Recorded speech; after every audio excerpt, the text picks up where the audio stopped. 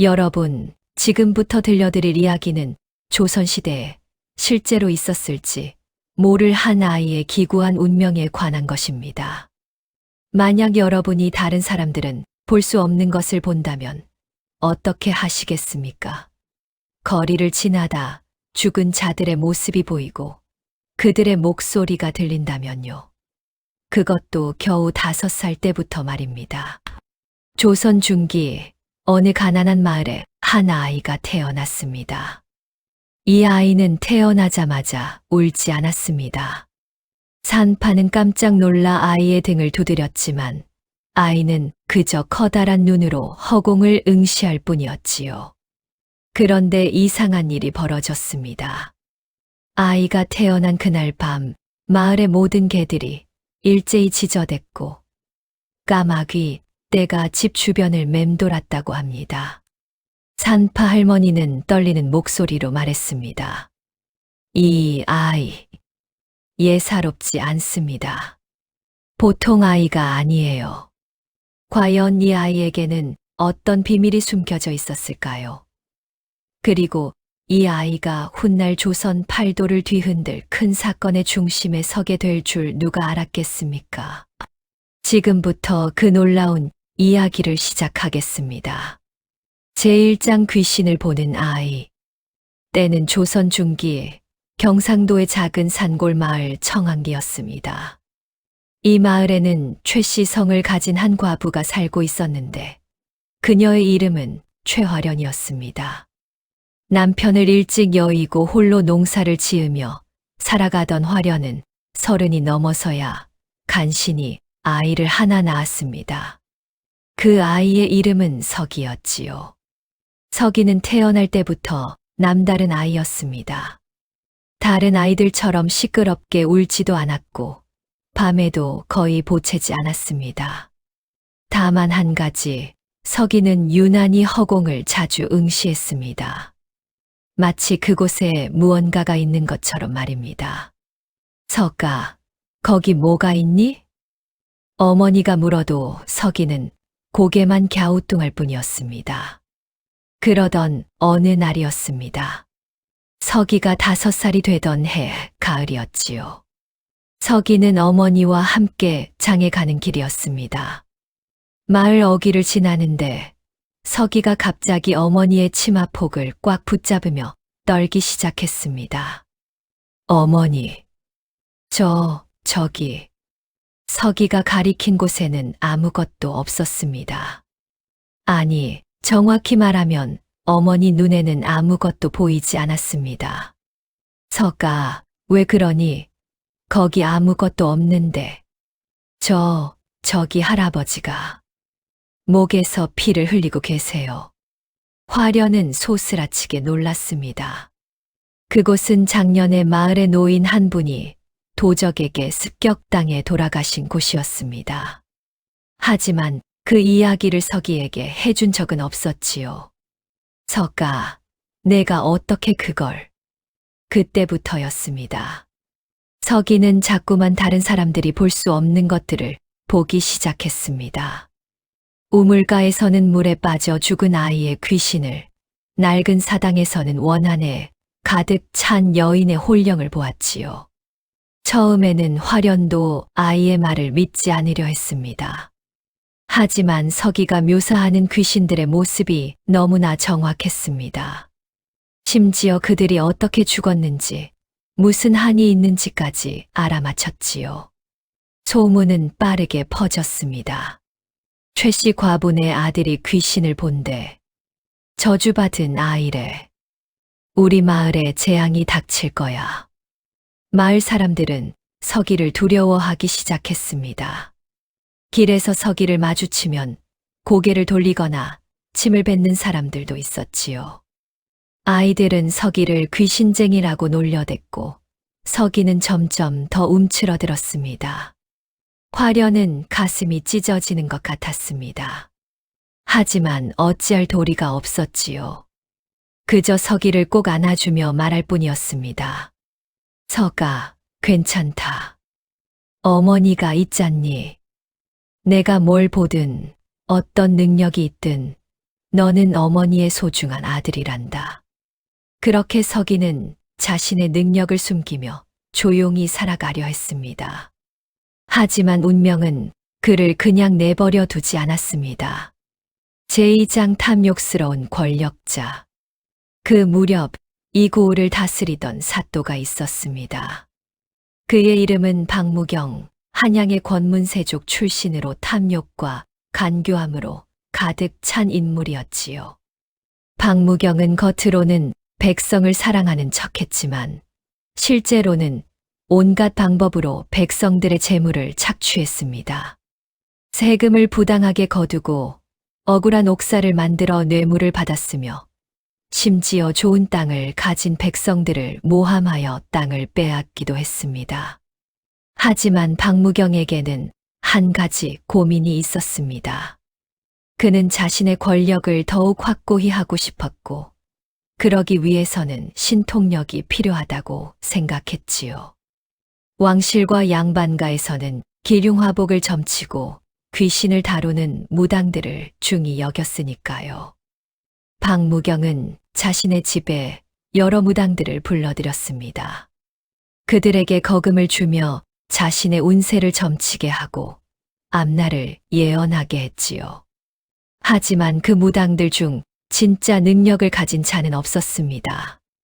모두 그저 박무경의 비위를 맞추며 극기 좋은 말만 늘어놓는 사기꾼들이었습니다. 그러던 어느 날이었습니다. 박무경은 변복을 하고 시장을 둘러보다가 우연히 한 노파의 이야기를 듣게 되었습니다. 아이고 최씨 과분의 아들 말이가. 그 아이는 진짜로 귀신을 본대요. 저번에 우리 집 돌아가신 시어머니가 어디에 은돈을 숨겨두셨는지 알아맞혔다니까요. 세상에 그런 아이가 있다니. 그런데 마을 사람들이 그 아이를 무서워해서 살기가 힘들다던데. 박무경의 눈이 번뜩였습니다. 진짜 귀신을 보는 아이라니. 만약 그 아이를 자신의 수하에 둘 수 있다면 온갖 신통력을 이용해 더 큰 권력을 잡을 수 있을 터였습니다. 그래, 그 아이를 내 것으로 만들어야겠어. 박무경은 즉시 부하들을 시켜 서기에 대해 조사하게 했습니다. 그리고 며칠 후 직접 청학리 마을로 찾아갔지요. 최화련이라는 자가 사는 집이 어디냐? 관복을 입은 박무경과 그의 부하들이 나타나자 마을은 순식간에 긴장에 휩싸였습니다. 화련은 떨리는 발걸음으로 나왔습니다. 소인이 최화련이옵니다. 사또 어른께서 어찌 이런 누추한 곳까지. 내 아들이 귀신을 본다지. 그 아이를 내놓아라. 사또 어른, 그건 그저 아이의 허튼 소리일 뿐이옵니다. 제발, 허튼 소리, 내가 직접 확인하겠다. 당장 아이를 데려오너라. 화련은 눈물을 흘리며 서기를 데리고 나왔습니다. 서기는 박무경을 보자마자 온몸을 부들부들 떨었습니다. 그의 주변에 온통 검은 기운이 서려 있었고 원 안에 가득 찬 귀신들이 그를 따라다니고 있었기 때문입니다. 아이야, 내가 정말로 귀신을 볼 수 있느냐? 서기는 대답하지 않았습니다. 박무경은 냉소를 지으며 말했습니다. 그렇다면 지금 내 뒤에 무엇이 있는지 말해보아라. 서기는 떨리는 목소리로 말했습니다. 사또 어른 뒤에는 한복을 입은 여인이 있습니다. 목에 줄 자국이 있고 원망의 눈으로 어른을 보고 있습니다. 박무경의 얼굴이 창백해졌습니다. 그는 지난해 자신의 재물을 훔쳤다는 억울한 누명을 씌워 한 여인을 옥사시킨 적이 있었습니다. 그 여인은 결국 옥중에서 스스로 목을 메어 죽었지요. 이 아이, 진짜로 보는구나. 박무경은 서기를 자신의 것으로 만들기로 결심했습니다. 하지만 강제로 데려가면 문제가 될 수 있었습니다. 그래서 그는 교묘한 방법을 썼지요. 최화련, 내 아들의 능력이 범상치 않으니 관아에서 특별히 보살펴 주겠다. 아이를 나에게 맡기거라. 사또 어른, 안 됩니다. 서기는 제 목숨입니다. 제발. 그렇게 나오는가? 좋다. 그렇다면 내 집의 땅 문서를 다시 확인해 봐야겠구나. 혹시 세금을 제대로 내지 않은 것은 아닌지 말이다. 이것은 명백한 협박이었습니다. 박무경의 소나귀에 걸리면 아무리 결백해도 죄인이 되는 것이 세상 이치였으니까요. 화련은 무릎을 꿇고 애원했습니다. 사또 어른, 제발 제 아들만은. 하지만 박무경은 냉정하게 말했습니다. 내일까지 아이를 관아로 보내라.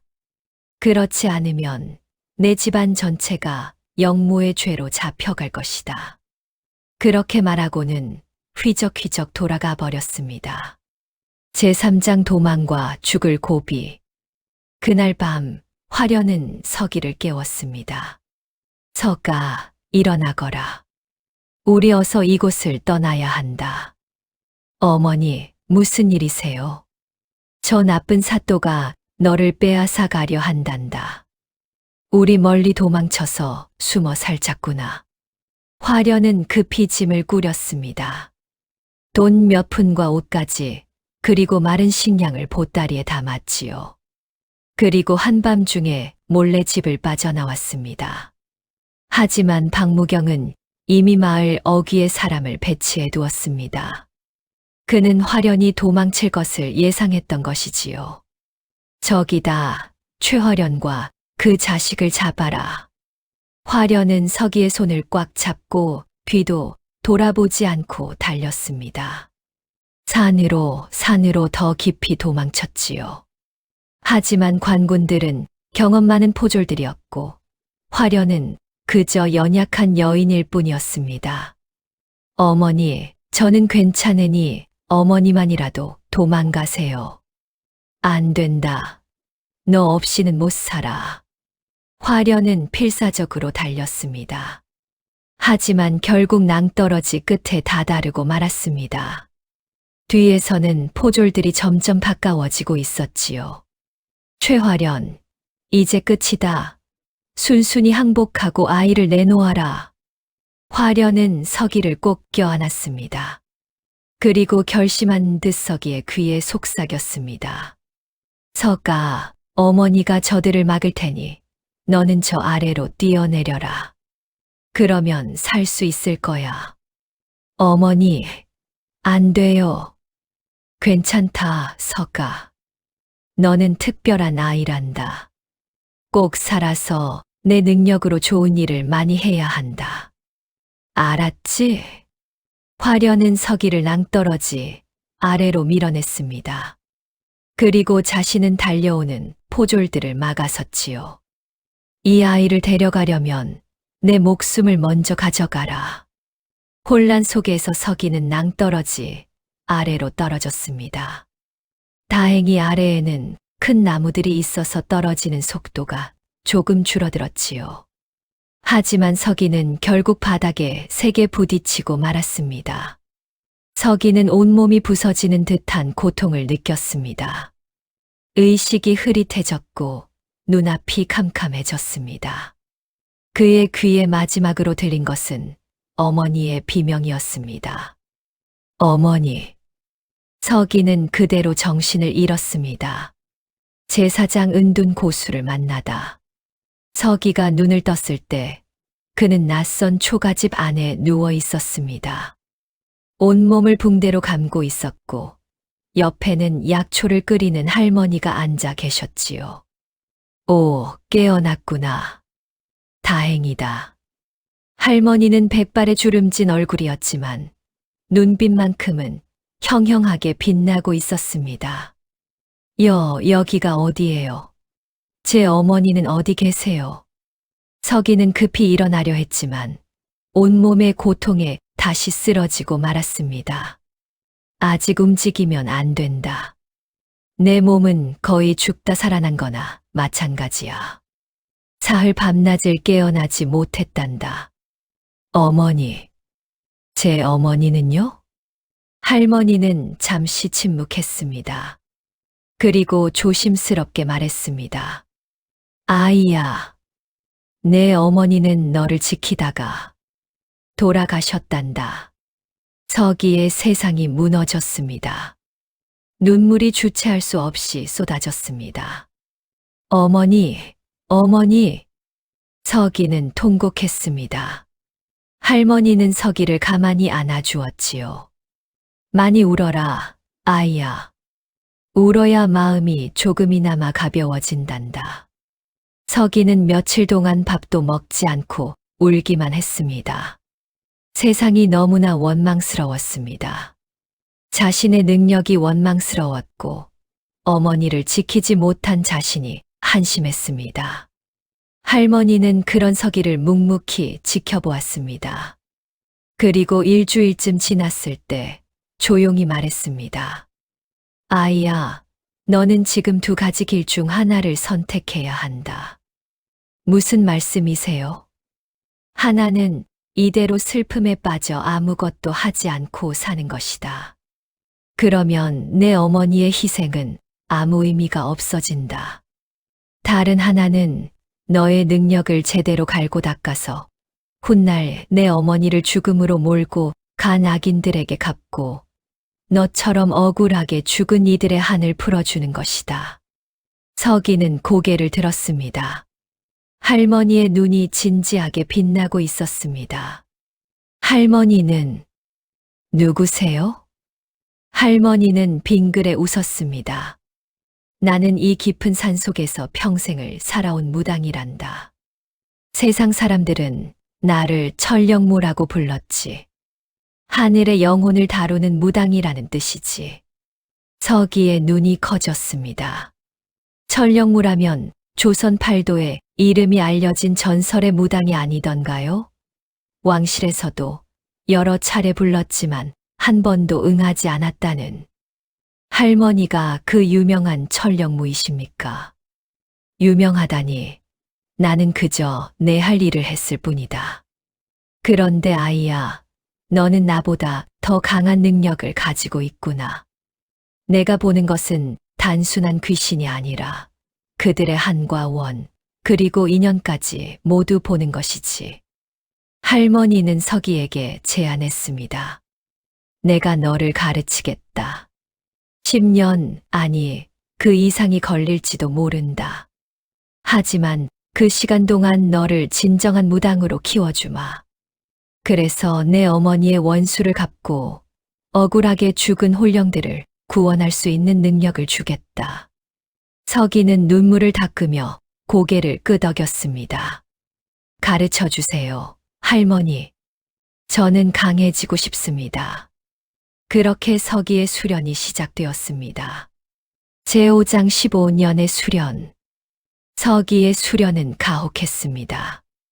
매일 새벽동이 트기 전에 일어나 폭포 아래에서 명상을 했습니다. 차가운 물줄기를 맞으며 마음을 가라앉히고 주변의 기운을 느끼는 연습을 했지요. 마음이 흐트러지면 귀신들의 원념에 휩쓸린다. 내 마음을 돌처럼 단단하게, 물처럼 유연하게 만들어라. 낮에는 약초를 캐고 귀신을 다루는 주문과 의식을 배웠습니다. 천령무 할머니는 수백 년 전부터 전해 내려오는 비전들을 하나하나 서기에게 전수했습니다. 이 주문은 원혼을 달래는 것이고 저 주문은 악령을 물리치는 것이다. 하지만 명심해라. 주문은 도구일 뿐이다. 진짜 중요한 것은 내 마음의 힘이다. 밤에는 실전 수련을 했습니다. 할머니는 서기를 데리고 산속 곳곳에 귀신이 나온다는 곳으로 갔습니다. 거기서 서기는 직접 홀령들과 대화하고 그들의 한을 풀어주는 연습을 했지요. 첫 해에는 실패의 연속이었습니다. 서기는 귀신들의 원념에 압도당해 밤마다 악몽에 시달렸습니다. 하지만 포기하지 않았습니다. 어머니, 저는 반드시 강해질 거예요. 둘째 해가 되자 서기는 조금씩 귀신들과 소통할 수 있게 되었습니다. 그들의 말을 듣고 그들이 원하는 것이 무엇인지 이해할 수 있게 되었지요. 셋째 해에는 간단한 의식을 혼자서 치를 수 있게 되었습니다. 원한이 적은 귀신들을 저승으로 인도하는 일을 할 수 있게 된 것입니다. 시간이 흐르는 소리, 계절의 변화, 해가 갈수록 서기의 능력은 놀라울 정도로 성장했습니다. 천령무 할머니조차 놀랄 만큼이었지요. 내가 10년 걸려 배운 것을 너는 3년 만에 해냈구나. 역시 천부적인 재능이야. 다섯 해째가 되자 서기는 강력한 원한을 가진 귀신들도 다룰 수 있게 되었습니다. 사람을 해치려 드는 악령들을 물리치고 저승으로 보낼 수 있게 된 것이지요. 10년째가 되었을 때 서기는 이미 할머니의 가르침을 거의 다 소화했습니다. 20살이 된 서기는 더 이상 어린아이가 아니었습니다.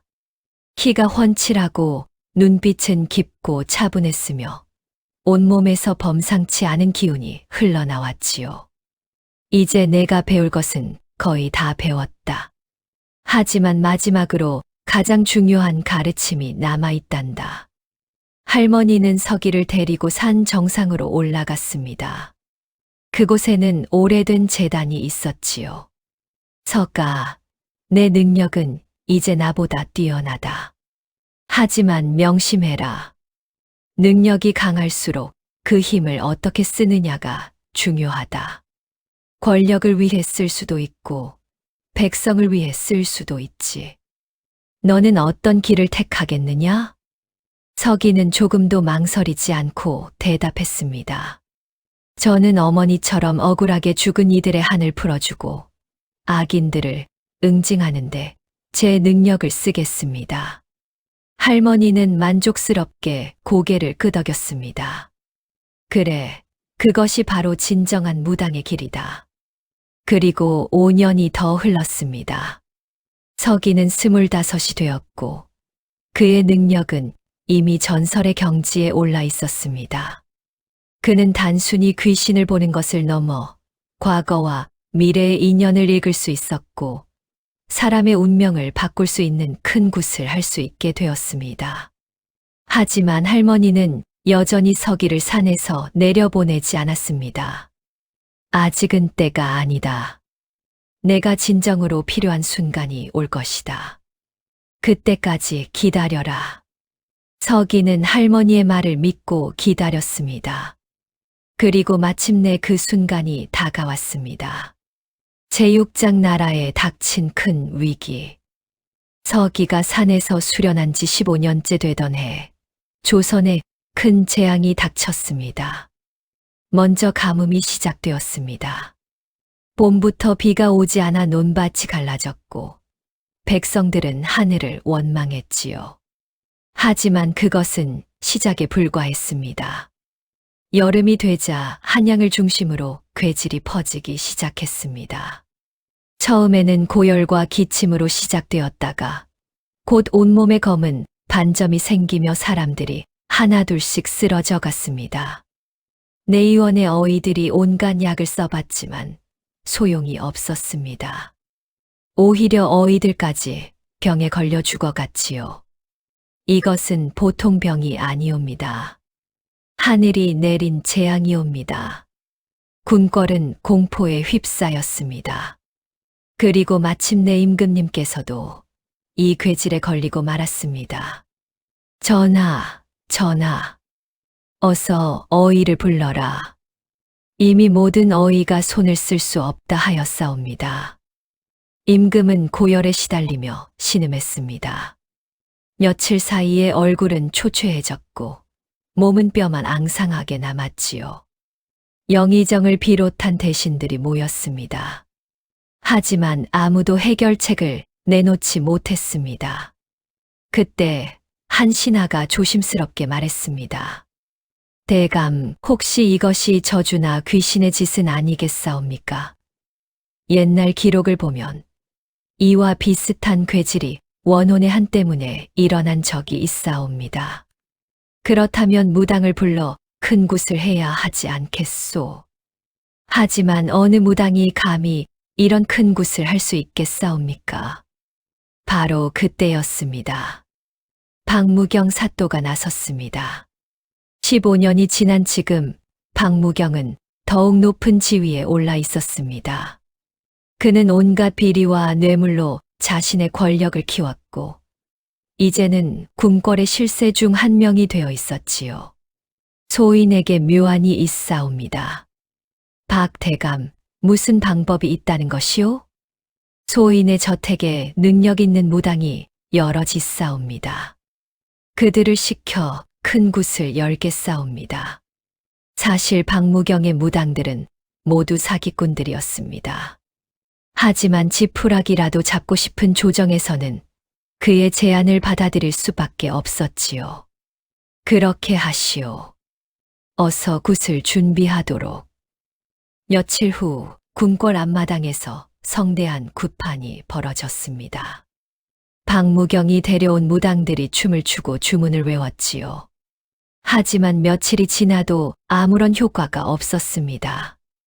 오히려 임금의 병세는 더욱 악화되었고 궁궐 안팎에서 죽어가는 사람의 수는 날로 늘어만 갔습니다. 백성들은 분노했습니다. 조정에서는 대체 무엇을 하고 있는 게냐? 임금이 죽으면 나라는 어찌 되는 게냐? 이것은 하늘이 내린 벌이다. 간신배들 때문에 나라가 이 지경이 된 것이다. 박무경은 초조해졌습니다. 만약 이 위기를 해결하지 못하면 자신도 백성들의 원성의 대상이 될 것이었습니다. 어떻게든 이 상황을 타개해야 해. 하지만 그에게는 진짜 능력이 없었습니다. 그저 권력과 돈으로 떠받들어진 빈 껍데기에 불과했지요.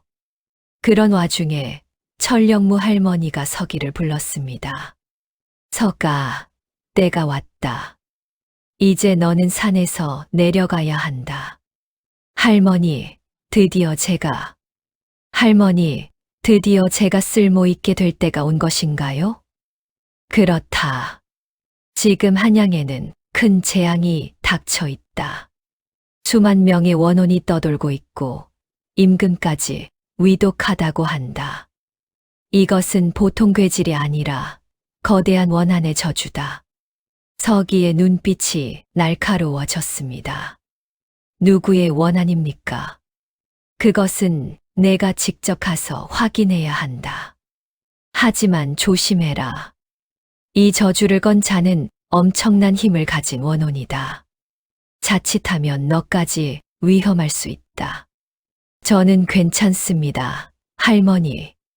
15년간 준비한 것은 바로 이 순간을 위해서였으니까요.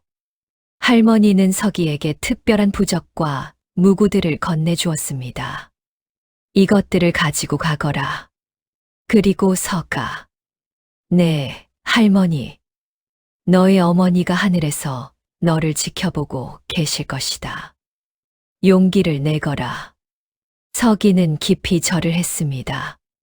그리고 15년 만에 산을 내려가기 시작했습니다. 제7장 하산과 제회. 서기가 마을에 도착했을 때 마을은 혼란에 빠져 있었습니다. 곳곳에 병자들이 쓰러져 있었고 장례를 치르는 집의 곡소리가 끊이지 않았지요. 서기는 길을 걷다가 문득 멈춰 섰습니다. 주변에 셀 수 없이 많은 원혼들이 떠돌고 있었던 것입니다. 이 정도라니 정말 엄청난 저주로구나. 서기는 눈을 감고 영역을 집중했습니다. 그러자 멀리 한양의 궁궐 쪽에서 거대한 검은 기운이 솟아오르는 것이 보였습니다. 마치 거대한 용처럼 꿈틀거리는 원한의 덩어리였지요. 저게 바로 이 모든 재앙의 근원이로구나. 서기는 곧장 한양으로 향했습니다. 그리고 궁궐 근처에 도착했을 때 우연히 한 광경을 목격했습니다. 화려한 가마를 탄 한 대감이 지나가고 있었습니다. 그의 주변에는 수십 명의 귀신들이 원망스러운 눈빛으로 그를 바라보고 있었지요. 서기는 그 얼굴을 보는 순간 온몸에 전율이 흘렀습니다. 박무경, 어머니를 죽인 그자. 15년이 지났지만 서기는 그 얼굴을 잊을 수 없었습니다. 어린 시절 자신과 어머니를 죽음으로 내몬 그 악독한 얼굴을. 서기는 주먹을 꽉 쥐었습니다. 하지만 곧 마음을 가라앉혔습니다. 아직은 아니다. 먼저 이 재앙을 해결해야 한다. 서기는 조심스럽게 궁궐로 접근했습니다. 하지만 수문장이 그를 막았습니다. 어디서 온 자냐? 함부로 궁궐에 접근할 수 없다. 저는 무당입니다. 임금님의 병을 고칠 수 있습니다. 내가 겨우 젊은 것이 무슨 배짱으로. 그때 궁궐 안에서 한 환관이 황급히 뛰어나왔습니다. 전하께서 숨이 끊어지려 하십니다. 어서 누구든 전하를 살려주십시오. 서기는 재빨리 안으로 들어갔습니다. 수문장도 급한 상황이라 막지 못했지요. 서기가 임금의 침전에 들어섰을 때 임금은 이미 거의 의식을 잃은 상태였습니다. 얼굴은 창백했고 숨은 가늘게 끊어질 듯 말 듯 했지요. 이 자는 누구냐? 젊은 무당이라 합니다. 전하를 살릴 수 있다고. 신하들이 웅성거렸지만 서기는 그들을 무시하고 임금에게 다가갔습니다. 서기는 임금의 몸을 살펴보았습니다. 그리고 그의 영안으로 보았을 때 놀라운 광경이 펼쳐졌습니다. 임금의 몸속의 검은 기운이 가득 차 있었고 수십 개의 원혼들이 그의 생명력을 빨아먹고 있었던 것입니다. 이것은 단순한 저주가 아니다. 누군가가 의도적으로 임금님을 저주한 것이다. 서기는 즉시 대응했습니다. 그는 품에서 부적을 꺼내 임금의 가슴에 붙이고 주문을 외우기 시작했습니다. 천지신명이시여, 이 억울한 원혼들을 잠시 물리쳐 주소서. 서기의 손에서 푸른 빛이 퍼져나갔습니다. 그 빛이 임금의 몸을 감싸자 원혼들이 비명을 지르며 흩어졌지요. 잠시 후 임금이 가볍게 신음하며 눈을 떴습니다. 짐이 살아있는 것이냐? 전하께서 깨어나셨습니다. 신하들이 감격의 눈물을 흘렸습니다. 서기는 조용히 말했습니다.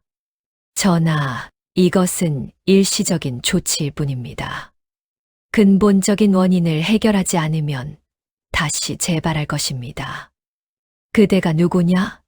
어찌 이런 신통력을. 제 이름은 서기호입니다. 저는 천령무 어르신의 제자로 이 나라에 닥친 저주를 풀러왔사옵니다. 천령무의 제자라니 과연 그 전설의 무당이 제자를 두었구나. 그대에게 부탁하노니 이 재앙을 막아다오. 전하, 그러기 위해서는 먼저 이 저주가 어디서 비롯되었는지 찾아야 합니다. 저에게 사흘의 시간을 주십시오. 임금은 고개를 끄덕였습니다. 그리고 신하들에게 명했습니다. 서기에게 필요한 모든 것을 지원하라. 제8장 저주의 근원을 찾았어. 서기는 그날 밤 한양의 거리를 돌아다녔습니다. 그의 눈에는 일반 사람들이 볼 수 없는 것들이 보였지요.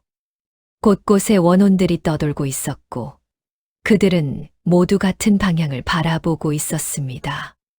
마치 무언가에 이끌리듯이 저들이 모두 향하는 곳. 그곳에 바로 저주의 근원이 있을 것이다. 서기는 원혼들을 따라갔습니다. 그리고 결국 한 저택 앞에 다다랐습니다. 화려한 기와와 높은 담장, 그리고 문 앞에 붙은 명패에는 이렇게 쓰여 있었습니다. 영의정 박무경대. 서기의 눈빛이 차갑게 가라앉았습니다. 역시 그 자였구나.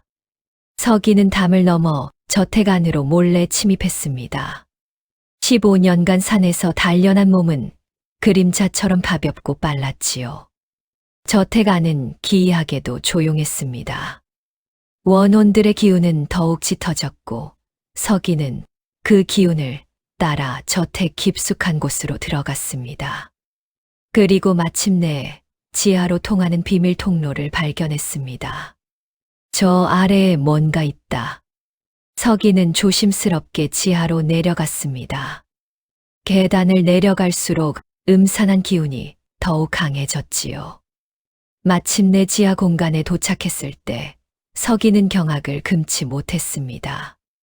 그곳에는 거대한 제단이 있었고 제단 위에는 수백 개의 해골이 쌓여 있었습니다. 그리고 그 해골들 사이에서 검은 기운이 솟아올라 하나의 거대한 형상을 만들고 있었지요. 누구냐? 갑자기 뒤에서 목소리가 들렸습니다. 서기가 돌아보니 박무경이 서 있었습니다. 그의 곁에는 기괴한 복장을 한 늙은 무당이 함께 있었지요. 내가 감히 내 저택에 침입하다니. 박무경은 서기를 보더니 잠시 멈칫했습니다. 그리고 천천히 말했습니다. 그 얼굴, 어디서 본 것 같은데. 설마, 너는? 그렇습니다. 저는 15년 전 당신이 죽이려 했던 최화련의 아들 서기입니다. 박무경의 얼굴이 창백해졌습니다. 내가 살아있었단 말이냐? 분명 낭떠러지에서 떨어져 죽었을 텐데. 당신의 탐욕 때문에 제 어머니는 돌아가셨습니다. 하지만 저는 살아남았습니다. 그리고 당신의 악행을 밝히기 위해 돌아왔습니다. 서기는 제단을 가리키며 소리쳤습니다. 이것이 무엇입니까? 당신이 이 저주를 만든 것입니까? 박무경은 처음에는 당황했지만 곧 비웃기 시작했습니다. 크크크. 그래, 맞다. 이것은 내가 만든 저주다. 하지만 이것은 시작에 불과하지. 무슨 말입니까? 박무경은 광기 어린 눈으로 말했습니다. 나는 권력이 필요했다. 더 높은 자리에 오르기 위해서는 임금조차 내 손아귀에 있어야 했지. 그래서 이 늙은 마녀와 손을 잡았다. 그녀는 흑무술의 대가로 수백 명을 저주로 죽여 그 원한을 모아 거대한 원혼을 만들었지. 늙은 무당이 낄낄 웃었습니다. 그렇지. 이 원혼은 이제 곧 완성될 것이다. 그러면 임금을 죽이고 나라를 혼란에 빠뜨릴 수 있어. 그 틈을 타 박무경이 새로운 왕이 되는 것이지. 서기는 분노에 떨었습니다. 당신들은 수많은 무고한 백성들을 죽였습니다. 권력을 위해. 무고하다고? 하하하. 백성 따위는 개미와 같은 존재일 뿐이다. 박무경이 손을 들자 주변의 원혼들이 일제히 서기를 향해 달려들었습니다.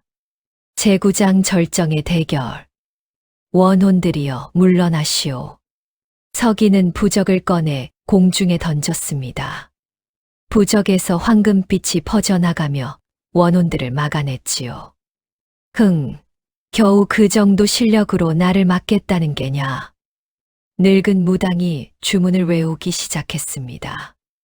그러자 제단 위의 해골들이 흔들리더니 검은 기운이 더욱 강하게 솟아올랐습니다.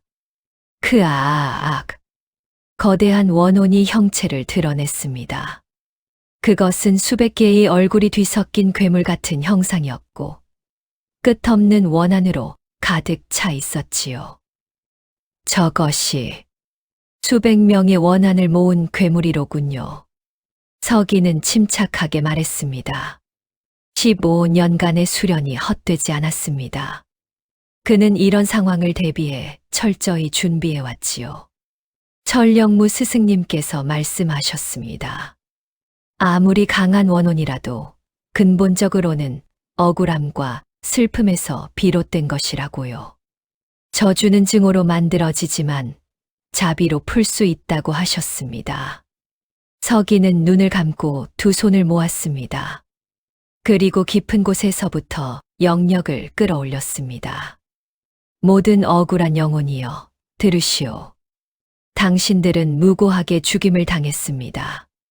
당신들의 고통과 슬픔을 제가 알고 있습니다. 하지만 이제 더 이상 이 세상에 묶여 있지 마십시오. 서기의 몸에서 부드러운 빛이 퍼져나갔습니다. 그 빛은 공격적이지 않았습니다. 오히려 따뜻하고 평화로웠지요. 거대한 원혼이 그 빛에 닿자 놀라운 일이 벌어졌습니다.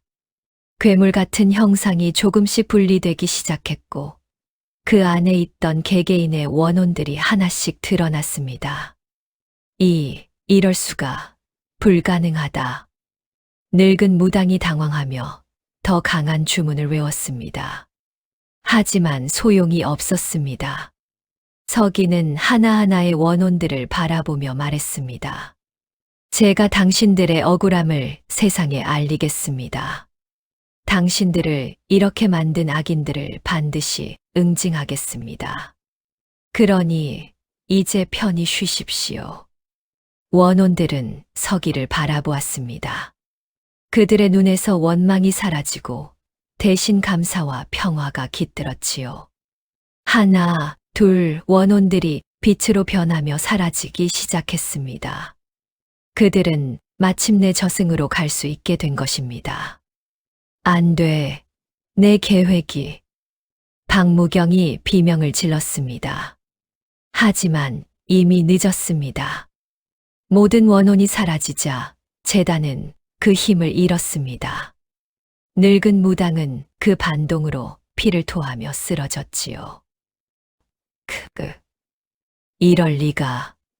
서기는 박무경을 향해 천천히 걸어갔습니다. 박무경, 당신의 악행은 이제 끝입니다. 네, 내가 뭘 할 수 있다고. 나는 영의정이다. 누구도 나를 심판할 수 없어. 하늘이 당신을 심판할 것입니다. 바로 그때였습니다. 우르릉 쾅. 갑자기 천둥 소리가 울렸습니다. 그리고 지하 공간의 천장이 무너지기 시작했습니다.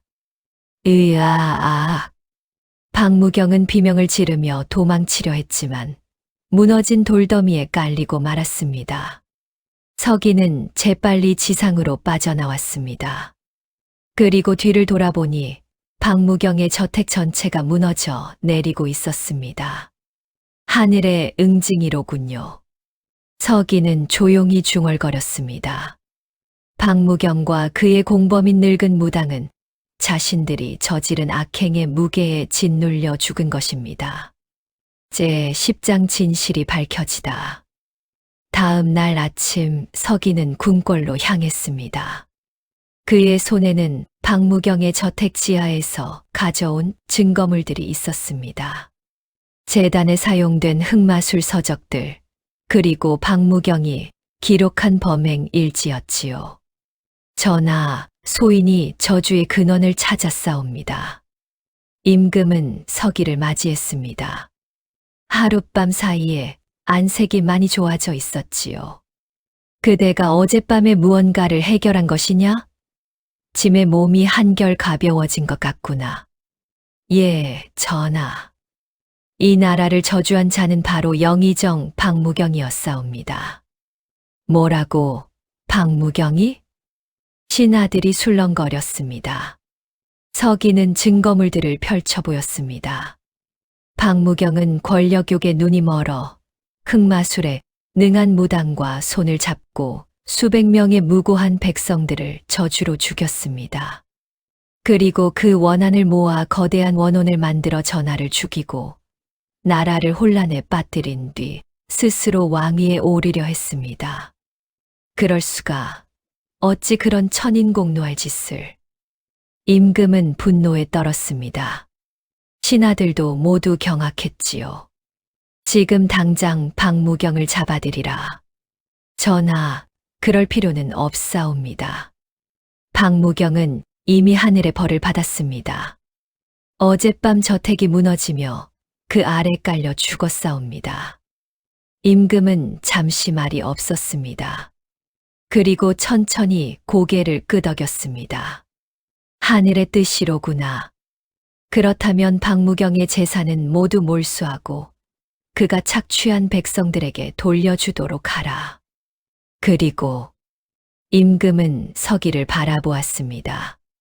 서기, 그대의 공이 실로 지대하다. 그대가 아니었다면 짐은 물론이요, 이 나라 전체가 멸망했을 것이다. 무엇이든 원하는 것을 말하라. 높은 벼슬도 좋고 많은 재물도 좋다. 서기는 깊이 절을 했습니다. 전하, 소인은 아무것도 원치 않사옵니다. 무엇? 아무것도 원치 않는다니? 소인은 그저 억울하게 죽은 이들의 한을 풀어주고 악인들을 응징하고자 했을 뿐입니다. 이미 그 목적을 이루었으니 더 이상 바랄 것이 없사옵니다. 임금은 감동했습니다. 과연 천령무의 제자답구나. 그렇다면 한 가지만 허락해 주시오. 그대에게 왕실의 전속 무당이 되어달라고 청하고 싶소이다. 전하, 감사하오나 소인은 한 곳에 머물 수 없는 몸이옵니다. 이 땅 곳곳에 아직도 억울한 원혼들이 많이 있사옵니다. 소인은 그들을 찾아 구원해 주고 싶사옵니다. 임금은 아쉬운 표정을 지었지만 서기의 뜻을 꺾을 수는 없었습니다. 그렇다면 어쩔 수 없구나. 하지만 이것만은 받아주시오. 임금은 신하에게 명하여 금패 하나를 가져오게 했습니다. 이것은 왕실의 특별 금패다. 이것을 가지고 있으면 조선팔도 어디를 가든 관아의 도움을 받을 수 있고 누구도 그대를 함부로 대할 수 없을 것이요. 서기는 금패를 받았습니다. 황송하옵니다, 전하. 그리고 서기. 임금은 진지한 표정으로 말했습니다. 그대의 어머니 최화련 부인은 정말 훌륭한 분이셨소. 자식을 위해 목숨을 바친 그 사랑은 하늘도 감동시켰을 것이요. 짐이 직접 최화련 부인에게 정려를 내리고 효부의 칭호를 추서하겠소. 서기의 눈에 눈물이 맺혔습니다. 15년 만에 어머니의 명예가 회복되는 순간이었습니다. 감사하옵니다, 전하. 천은이 만극하옵니다. 제11장 백성들 속으로. 며칠 후 서기는 한양을 떠났습니다. 그는 화려한 궁궐이나 높은 벼슬보다는 백성들이 사는 평범한 마을들을 찾아다니기로 했지요. 서기가 처음 찾아간 곳은 바로 청항리, 자신이 태어난 마을이었습니다. 15년이 지난 마을은 많이 변해 있었습니다. 하지만 어머니와 함께 살던 집터는 여전히 그곳에 있었지요. 서기는 집터에 무릎을 꿇고 앉았습니다. 어머니, 서기가 왔습니다. 이제 저는 더 이상 무서워하지 않습니다. 어머니께서 지켜주신 이 생명으로 많은 이들을 도울 것입니다. 바람이 불어왔습니다. 마치 어머니가 대답하는 것 같았지요. 서기는 집터에 작은 비석을 세웠습니다. 거기에는 이렇게 새겨져 있었습니다. 효부 최화련, 아들을 위해 목숨을 바치다. 그리고 서기는 마을 사람들을 찾아갔습니다. 마을 사람들은 처음에는 서기를 알아보지 못했습니다. 하지만 그가 자신의 이름을 밝히자 모두들 놀랐지요. 서기? 설마 그 서기가 귀신을 보던 그 아이가? 맙소사, 이렇게 훌륭하게 자라다니. 마을 사람들은 과거의 서기를 두려워했던 것을 부끄러워했습니다. 서기는 그들을 탓하지 않았습니다. 괜찮습니다. 저도 어렸을 때는 제 능력을 이해하지 못했으니까요. 하지만 이제는 이 능력으로 여러분을 도울 수 있습니다. 서기는 마을에서 며칠을 머물렀습니다. 그동안 마을에 떠도는 원혼들을 달래주고 병든 사람들을 치료해 주었지요. 마을 사람들은 감격했습니다. 서기가 우리 마을의 은인이야. 하늘이 내린 무당이다. 하지만 서기는 오래 머물지 않았습니다. 그에게는 가야 할 곳이 많았으니까요. 서기는 조선 팔도를 떠돌기 시작했습니다. 전라도의 한 마을에서는 원한 맺힌 여인의 귀신이 사람들을 괴롭히고 있었습니다. 서기는 그 여인의 억울한 사연을 듣고 진범을 찾아내 관아에 넘겼습니다. 그리고 여인의 영혼은 평화롭게 저승으로 갈 수 있었지요. 경상도의 어느 산골에서는 호랑이 귀신이 나타나 사람들을 해친다는 소문이 있었습니다. 서기가 가보니 그것은 귀신이 아니라 실제로 새끼를 잃은 암호랑이였습니다. 서기는 동물의 마음을 읽는 능력으로 호랑이를 진정시키고 새끼의 시신을 찾아 장사지내 주었습니다. 호랑이는 서기에게 고마움을 표하고 깊은 산속으로 돌아갔지요. 충청도에서는 가뭄이 심했습니다. 서기는 그곳의 산신령에게 제사를 지내고 기우제를 올렸습니다. 그러자 신기하게도 비가 내리기 시작했지요. 이렇게 서기는 조선 팔도를 떠돌며 수많은 사람들을 도왔습니다. 그의 명성은 점점 더 퍼져나갔고 사람들은 그를 천하제일 무당이라고 부르기 시작했습니다. 제12장 마지막 시어. 그러던 어느 날 서기는 강원도의 깊은 산속에서 이상한 기운을 느꼈습니다. 그것은 지금까지 느껴본 어떤 것보다도 강력하고 사악한 기운이었지요. 이 기운은 설마 서기는 그 기운을 따라갔습니다. 그리고 깊은 계곡 속에서 거대한 동굴을 발견했습니다. 동굴 입구에는 금줄이 쳐져 있었고 오래된 부적들이 붙어 있었습니다. 하지만 그 부적들은 이미 효력을 잃은 지 오래인 듯 했지요. 이곳은 서기는 조심스럽게 동굴 안으로 들어갔습니다. 그리고 깊숙한 곳에서 거대한 석상을 발견했습니다. 그 석상은 귀신의 형상을 하고 있었고 그 앞에는 제단이 마련되어 있었습니다. 서기가 가까이 다가가자 갑자기 석상의 눈에서 붉은 빛이 뿜어져 나왔습니다. 크하하, 드디어 봉인이 풀렸도다. 거대한 귀신이 석상에서 나타났습니다. 그것은 수백 년 전 조선을 괴롭혔던 대역 귀신이었습니다.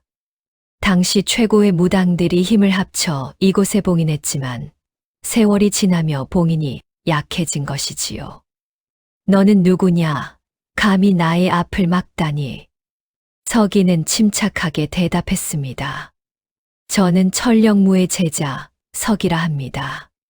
당신은 수백 년 전 수많은 사람들을 해친 대역 귀신이시군요. 크하하, 그래 맞다. 나는 이제 다시 자유의 몸이 되었다. 이제 조선 팔도를 피로 물들일 것이다. 그럴 수는 없습니다. 서기는 부적을 꺼냈습니다. 하지만 대역 귀신은 비웃었습니다. 내 따위 어린 무당이 나를 막을 수 있다고 생각하느냐. 나는 수백 년의 원한을 품은 존재다. 대역 귀신이 공격해왔습니다. 엄청난 힘이 서기를 덮쳤고 서기는 간신히 방어했습니다. 이건 너무 강하다. 서기는 밀리기 시작했습니다. 15년간 수련했지만 수백 년 묵은 대역 귀신의 힘은 상상을 초월했습니다. 크하하하, 어떠냐? 내 힘을 느끼는가? 서기는 무릎을 꿇었습니다. 온몸에서 피가 흘렀지요. 이대로는 이길 수 없다.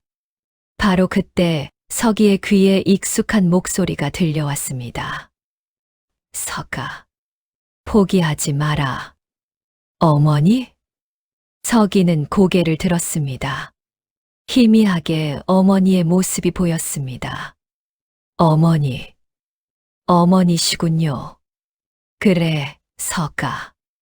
어머니는 줄곧 하늘에서 너를 지켜보고 있었단다.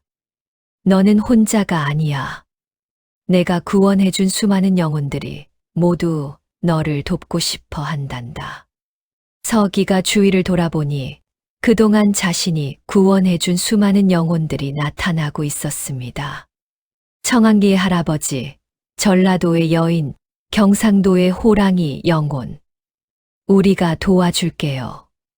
당신이 우리를 구원해 주었듯이 이제 우리가 당신을 도울 차례입니다. 수많은 영혼들의 힘이 서기에게 모여들었습니다.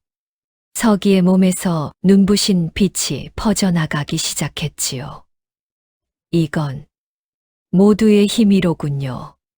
서기는 일어섰습니다. 그의 눈에서 결연한 빛이 빛났습니다. 대역 귀신이여, 당신도 한때는 사람이었을 것입니다. 억울함과 원한 때문에 귀신이 되었겠지요. 하지만 이제 그 원한을 내려놓으십시오. 뭐라고? 내가 왜 원한을 내려놓아야 하느냐? 원한은 또 다른 원한을 낳을 뿐입니다. 당신이 사람들을 해치면 그들도 원한을 품게 됩니다. 그 악순환을 끊어야 합니다. 서기는 두 손을 모았습니다. 그리고 지금까지 배운 모든 힘을 모았습니다. 천지신명이시여, 이 땅의 모든 선한 영혼이시여, 저에게 힘을 주소서. 신성한 음악, 빛이 폭발하는 소리. 서기의 몸에서 거대한 빛의 기둥이 솟아올랐습니다. 그 빛은 동굴 전체를 환하게 비췄고 대역 귀신을 감쌌습니다. 크악! 이럴 수가. 대역 귀신은 비명을 지르며 저항했지만 수백 명의 선한 영혼들과 서기의 힘을 당해낼 수 없었습니다. 대역 귀신이여, 당신의 원한도 이해합니다. 하지만 이제는 쉬십시오. 저승에서 평화를 찾으시기 바랍니다. 빛이 점점 강해졌습니다. 그리고 마침내 대역 귀신은 정화되기 시작했습니다. 나는 원래 이 마을을 지키는 산신이었다. 하지만 사람들이 나를 잊어버리고 원한을 품게 되었지. 대역 귀신의 진짜 모습이 드러났습니다. 그것은 한때 이 땅을 지키던 선한 신령이었던 것입니다. 이제야 기억난다. 나는 사람들을 해치고 싶지 않았는데 이제 기억하셨군요. 괜찮습니다. 이제 편히 쉬십시오. 대역 귀신은 눈물을 흘렸습니다. 그리고 천천히 빛으로 변하며 사라졌습니다. 고맙다. 젊은 무당이여. 동굴의 평화가 찾아왔습니다. 에필로그, 전설의 시작. 그 사건 이후 서기의 명성은 조선 전역에 퍼졌습니다. 하지만 서기는 여전히 화려한 것을 멀리했습니다. 그는 계속해서 조선 팔도를 떠돌며 억울한 영혼들을 구원하고 어려운 사람들을 도왔습니다. 돈이 있든 없든 양반이든 상민이든 서기는 차별하지 않고 모두를 도왔지요. 어떤 이들은 서기에게 큰 재물을 주려 했지만 서기는 항상 거절했습니다. 그저 끼니 한 끼면 충분하다고 했지요. 저는 어머니께서 물려주신 이 능력으로 세상을 더 좋은 곳으로 만들고 싶을 뿐입니다. 세월이 흘렀습니다. 서기는 중년이 되었고 그의 머리에는 희끗희끗 흰 머리가 섞이기 시작했습니다. 하지만 그의 마음만큼은 여전히 젊고 따뜻했지요. 어느 날 서기는 우연히 깊은 산속에서 철령무 할머니의 제자를 만났습니다. 스승님께서 돌아가시기 전에 이것을 전해달라고 하셨습니다. 그것은 오래된 책자였습니다. 철령무 할머니가 평생 수련한 비법들이 적혀 있는 책이었지요. 책의 마지막 페이지에는 할머니의 친필 편지가 있었습니다. 서가, 너는 나의 자랑이다. 너는 내가 가르친 것 이상을 해냈구나. 이제 너는 나보다 훨씬 더 훌륭한 무당이 되었다. 하지만 명심해라. 능력은 사람을 위해 쓰는 것이다. 절대로 권력이나 욕심을 위해 쓰지 말거라. 그리고 언젠가 너도 제자를 두게 되면 이 가르침을 전해주기 바란다. 너의 스승 천령무. 서기는 눈물을 흘렸습니다. 할머니는 이미 저승으로 가셨지만 그녀의 가르침은 서기의 가슴 속에 영원히 남아있을 것입니다. 스승님, 제자 서기 명심하겠습니다. 그리고 세월은 더욱 흘렀습니다. 서기는 노인이 되었습니다. 하지만 그는 여전히 백성들 사이를 떠돌며 그들을 도왔지요. 어느 날 서기는 한 마을에서 특별한 아이를 만났습니다. 그 아이는 서기처럼 귀신을 볼 수 있는 능력을 가지고 있었고 마을 사람들에게 두려움의 대상이 되고 있었습니다. 서기는 그 아이를 보자 어린 시절의 자신이 떠올랐습니다. 아이야, 두려워하지 마라. 내 능력은 저주가 아니라 축복이란다. 하지만 사람들이 저를 무서워해요. 지금은 그럴 수 있다. 하지만 언젠가 너는 그 능력으로 많은 사람들을 도울 수 있을 거야. 내가 그랬던 것처럼 말이다. 서기는 그 아이에게 천령무 할머니의 책을 건네주었습니다. 이것을 가지거라. 그리고 잘 배우거라. 언젠가 너도 훌륭한 무당이 될 것이다. 할아버지, 고맙습니다. 서기는 빙그레 웃었습니다. 고맙긴. 이제 나도 쉴 때가 된 것 같구나. 그날 밤 서기는 조용히 눈을 감았습니다. 오랜 여정 끝에 마침내 평화로운 안식을 찾은 것이지요. 하지만 서기의 전설은 끝나지 않았습니다. 조선 팔도 곳곳에서 사람들은 서기의 이야기를 전했습니다. 귀신을 보는 아이가 조선 최고의 무당이 되었다지. 그래, 어머니를 위해 복수했고 나라를 구했다더군. 그리고 평생을 백성들을 위해 살았다지. 정말 대단한 사람이야. 서기의 이야기는 세대를 거쳐 전해졌습니다. 그리고 그의 정신은 후대의 무당들에게 영향을 미쳤지요. 억울한 자의 한을 풀어주고 악인을 응징하며 권력보다는 백성을 선택한 서기. 그는 진정한 의미에서 하늘이 내린 무당이었습니다. 여러분, 이것으로 귀신을 보는 아이 서기의 이야기를 마치겠습니다. 우리는 살면서 때때로 남들과 다른 것 때문에 두려움을 느낍니다.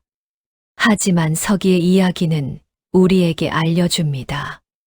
남들과 다른 것은 저주가 아니라 축복이 될 수 있다는 것을. 중요한 것은 그 차이를 어떻게 사용하느냐 하는 것입니다.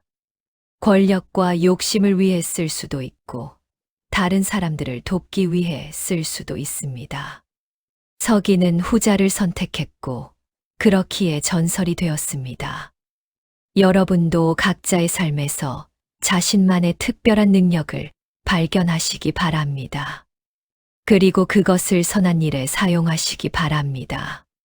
그것이 바로 진정으로 의미 있는 삶이 아닐까요? 오늘 이야기를 들어주셔서 감사합니다.